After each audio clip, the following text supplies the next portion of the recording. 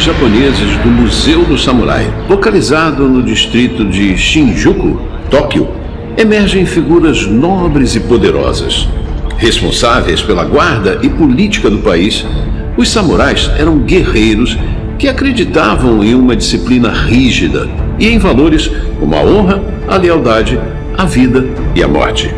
Nos campos de batalha, utilizavam armaduras imponentes que os protegiam dos ataques inimigos. Embora não se possa afirmar com precisão a origem do jiu-jitsu, sabe-se que essa luta milenar foi desenvolvida e aperfeiçoada pelos samurais. Eles precisavam de um modo de defesa desarmada para quando fossem surpreendidos sem suas lanças ou espadas. E assim, criaram o jiu-jitsu, que em japonês quer dizer arte suave.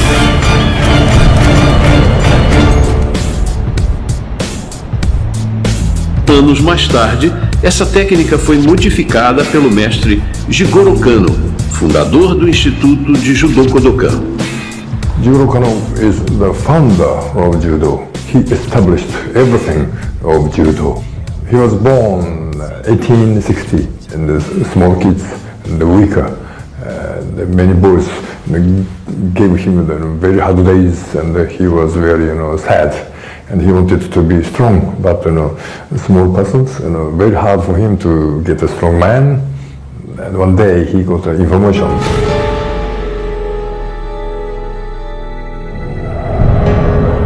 In Japan, we have a long history of jiu-jitsu, and if he could be a skillful person in jiu-jitsu, so he could even be a winner against a tall man, and he was just coming crazy about learning jiu-jitsu. And at last, he found something new. Jiu-jitsu was the way of a weapon, to kill the opponent. And Jigoro Kano thought jiu-jitsu is really dangerous, but if he, could make something more safe way, so jiu-jitsu could, train our all part of the body, and easy and not expensive. So he got the idea to arrange jiu-jitsu into more safe way.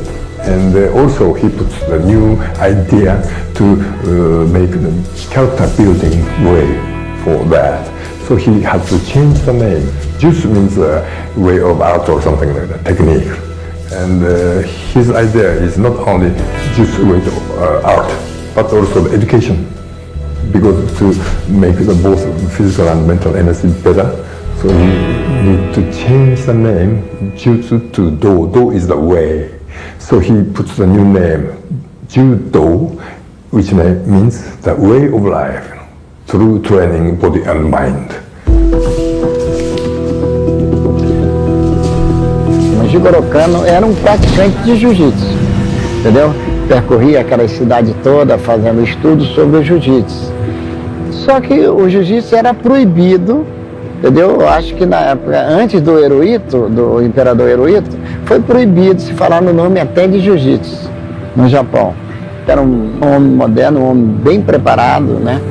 Um homem com uma cultura muito grande e que tirou do jiu-jitsu as partes traumáticas, que na época eu posso dizer que era o Kouchigari, o Otigari, o Kuriashibarai, o Kigoshi, e tinha um golpe chamado Yamarashi, que não se fala mais, nem é praticado esse golpe, Yamarashi, no judô atual, entendeu? É muito antigo. E criou esse esporte para o imperador, entendeu? Mas eu acho que ele estava ali pensando que um dia poderia voltar o jiu-jitsu a florescer no Japão, como floresceu, entendeu? Eu acho que ele foi um visionário que era preciso termos, entendeu? Mas foi um jiu-jiteiro que criou o judô. Muito bem, é uma satisfação estar diante de uma grande equipe que foi contratada pela TV Combate para falar sobre a história do jiu-jitsu brasileiro. Quando se fala em jiu-jitsu brasileiro e internacional, não podemos esquecer a sua fonte, a família Gracie. Eu digo família Gracie e diria mais ainda, a família Gracie teve também uma outra fonte, que foi de Omato Maeda conhecido popularmente como Condicoma, em Belém do Pará. Se Carlos Gracie não tivesse tido a oportunidade histórica de ter treinado, aprendido com Condicoma, com o grande mestre Condicoma, talvez a família Gracie não existisse. A trajetória do jiu-jitsu ganhou uma nova direção quando Mitsuo Maeda, discípulo de Jigoro Kano e instrutor da escola japonesa Kodokan, decidiu ganhar o mundo e provar a eficiência de seus estrangulamentos e chaves de braço contra oponentes de todos os tamanhos, estilos e nacionalidades. Em julho de 1914, o bravo japonês de apenas 1,64 m e 68 kg desembarcou no Brasil e mudou para sempre a história do esporte, estabelecendo-se na ensolarada Belém do Pará. Por uma feliz coincidência, ali também viviam o diplomata Gastão Gracie, sua mulher e os 8 filhos. Na cidade, Condicoma começa a dar aulas para o então adolescente Carlos Gracie, grande responsável pela criação do jiu-jitsu brasileiro.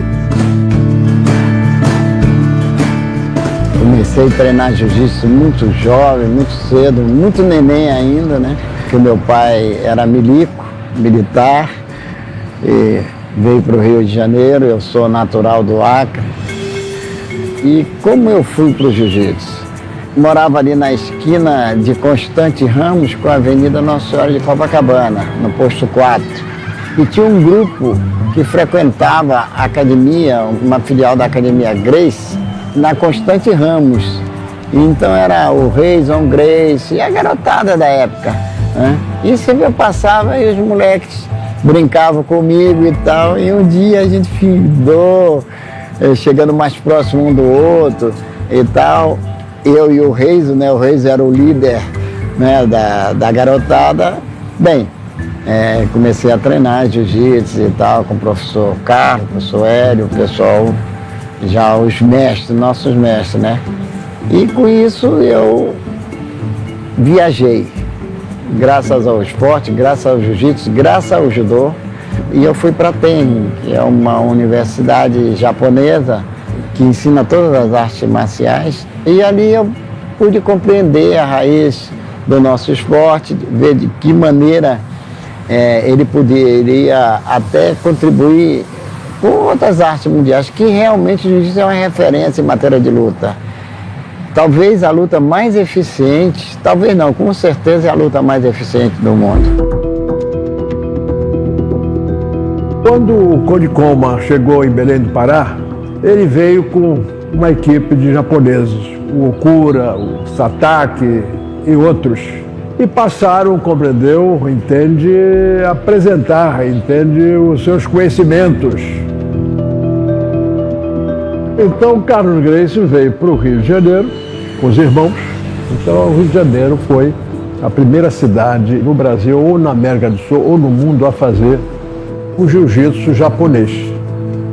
Naturalmente, tendo, vamos dizer assim, a possibilidade de desenvolvimento técnico em relação, a um princípio que eles inteligentemente acharam que a única forma deles se projetarem era mostrar que o lutador mais fraco pode vencer ou não perder com o sujeito mais forte.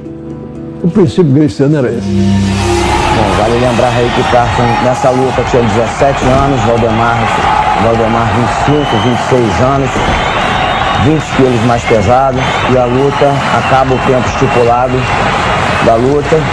Então, pelas regras, ninguém finalizando ou nocauteando é declarado um empate.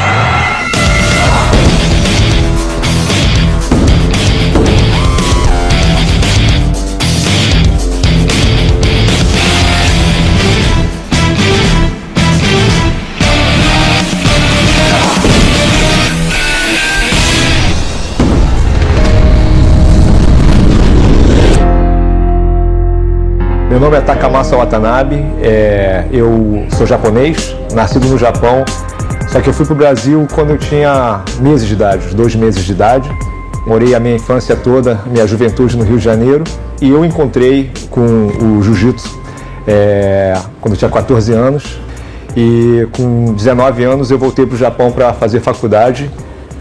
Os amigos que faziam jiu-jitsu comigo falaram: poxa, você está indo para as origens do Japão, entendeu? Então, pô, você vai aprender muitas técnicas que a gente não conhece aqui. Eu também fiquei empolgado, achei que eu ia para a Toca do Leão, né? Aí eu vim para cá, só que aí eu comecei a procurar academias. Primeiro que não tinha academia de jiu-jitsu que parecia com o que eu fazia. Treinei um pouco de judô, mas como todos sabem, a regra, o conteúdo já é bem diferente. E tentei fazer o estilo de jiu-jitsu antigo, que também não tinha muito a ver com o que eu queria fazer. Então a única maneira de eu continuar meu treino era dando aula. Então comecei a juntar meus amigos e comecei a dar aula em lugares públicos, que aqui tem os lugares de treino público. E eu pensei, pô, eu vou abrir uma academia. E eu ainda enquanto eu ainda cursava faculdade, já tinha a minha academia de jiu-jitsu. Quando eu me formei, em vez de seguir carreira, eu fiz administração. Em vez de entrar numa empresa, eu continuei dando aula e esse ano vai fazer 20 anos que eu estou dando aula de jiu-jitsu aqui. A Ex-Jiu-Jitsu Academy, criada por Takamasa Watanabe em 1997, é a maior encarregada pela expansão do jiu-jitsu brasileiro no Japão. A academia atende pessoas de faixa etária entre 4 e 65 anos de idade.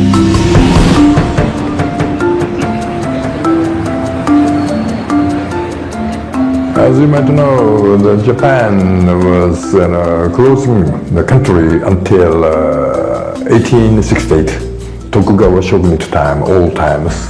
The jiu-jitsu or kenjutsu martial arts, so-called, are very much secret weapons. So each district has its own secret martial arts, and it's not allowed to teach openly at that time. But since the 1868, since opening the door of our countries, the jiu-jitsu teaching can be open, of course, in the modern times, so far today. O nosso jiu-jitsu tem esse pai, entendeu? É um jiu-jitsu de origem japonesa, quer dizer, eles foram os herdeiros da escola mais antiga. E eu fui conhecer o jiu-jitsu Kosen. Kosen é o jiu-jitsu que nós no Brasil começamos a praticar. Lógico que evoluímos, o jiu-jitsu brasileiro ficou um exemplo para o mundo todo, né? Um jiu-jitsu alegre, rápido, com muita leveza, muito técnico, muito forte. The end is near. In his last attempt to escape, the desperate man rolls around. He even tries eye gouging, but with the squeeze on the neck, the wild man taps out. And the tradition of the Gracie Jiu-Jitsu Academy lives on.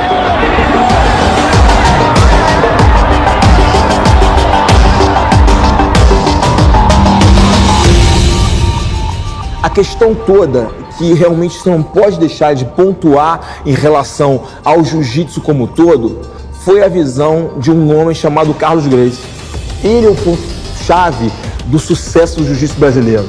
As pessoas às vezes só pensam no grande mestre Carlos Gracie como o primeiro que aprendeu jiu-jitsu, do Maeda, e o irmão dele, o grande mestre Hélio, aprendeu, fez a dieta Gracie. Não, mas a visão dele de luta, a visão dele de como você se comportar, do marketing, da promoção da luta, de como desenvolver o jiu-jitsu como uma modalidade praticada por muitos, como você vender o jiu-jitsu de uma forma positiva. Na minha visão, pela minha leitura, meu entendimento da história do jiu-jitsu, foi o cara que deu a guinada, ter a visão que o jiu-jitsu podia ser uma luta tão grandiosa como ela é hoje. There's the train I referred to. Yes, Gracie train. Orien's son leading the way. There's the Grandmaster himself, Elio Gracie, behind him. There's Hellson, the older brother. All these guys are deadly. There's no question about it. The whole clan is there. Voice right there. Voice extremely loose on the way up. I talked about it in my A aceitação do jiu-jitsu brasileiro no Japão foi muito grande, porque em 93 teve o Ultimate Fight Championship. Então os japoneses que já gostam de arte marcial e viram um brasileiro com kimono de judô, entrando no ringue, falando que é jiu-jitsu e ganhando todo mundo, Isso chamou muito a atenção pro mercado de arte marcial aqui. Eles ficaram muito interessados em saber, jiu-jitsu no Brasil. Isso começou, a mídia em si começou a busca disso. Depois, em 94, o Rickson veio, lutou aqui e provou mais uma vez que a eficácia do jiu-jitsu. E como o japonês gosta de arte marcial, o nome dele cresceu muito rápido aqui. Então a aceitação, não pelo meu trabalho, mas pelo que os Gracie, o Rickson fez, o Royce fez e outros lutadores de jiu-jitsu fizeram no ringue do Vale Tudo e do MMA, a aceitação foi rápida e foi... todo mundo viu como uma coisa nova, como uma coisa diferente do que estava sendo feita no Japão. Tanto como o judô, como o jiu-jitsu tradicional, uma coisa totalmente nova.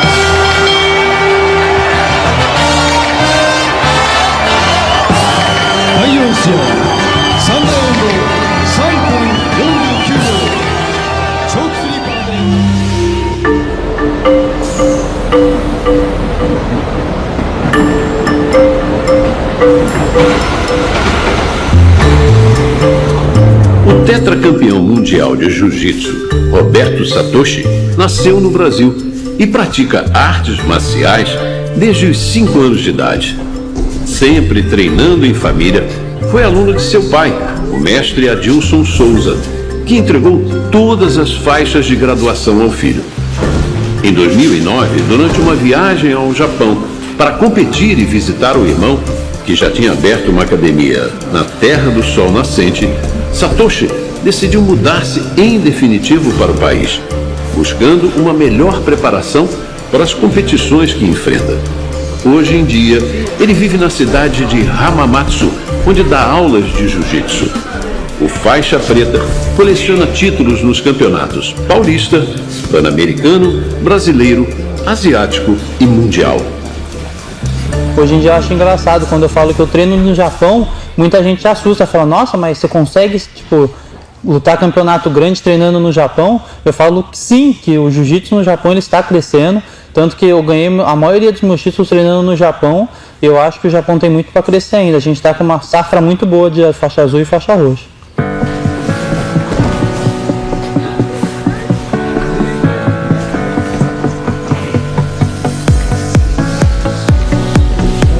Eu sou totalmente respeitado no Japão como Brazilian Jiu-Jitsu.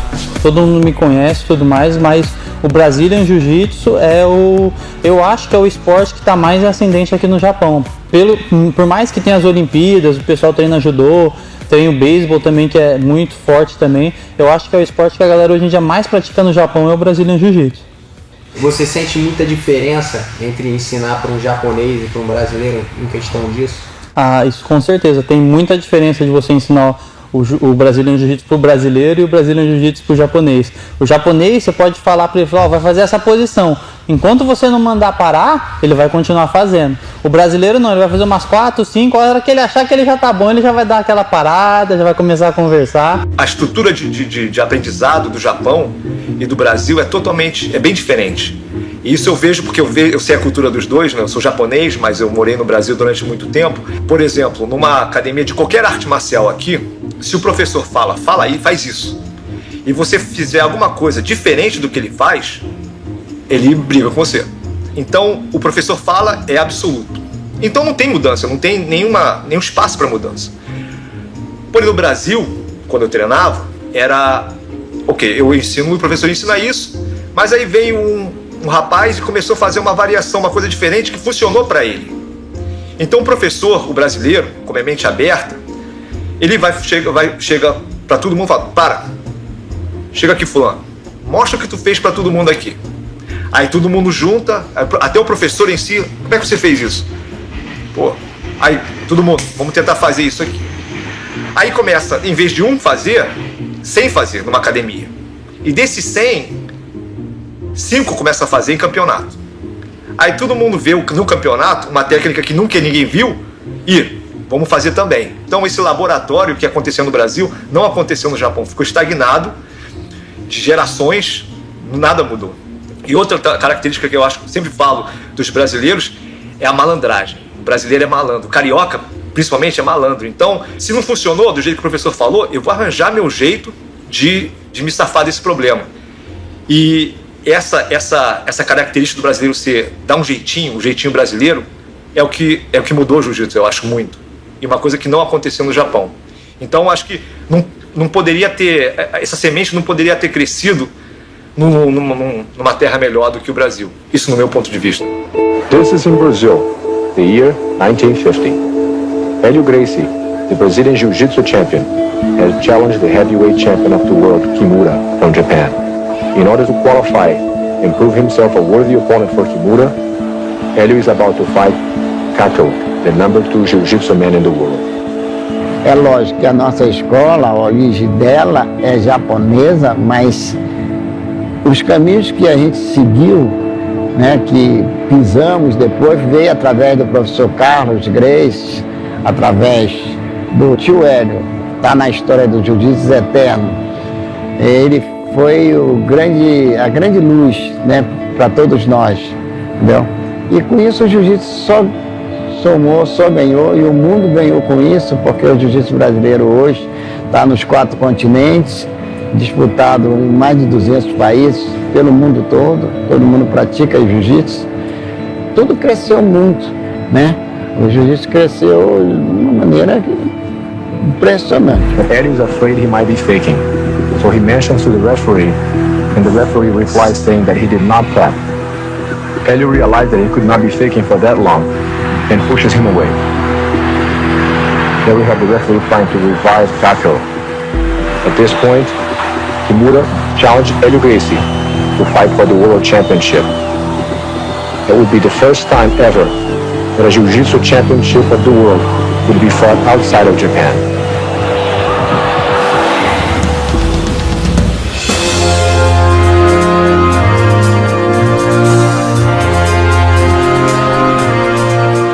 Quando eu recebi a faixa preta do meu pai, que meu pai me deu a faixa preta, ele estava no hospital já. O meu pai me deu a faixa preta dele, tanto que a minha faixa preta de competição não tem meu nome escrito na faixa, é o nome do meu pai.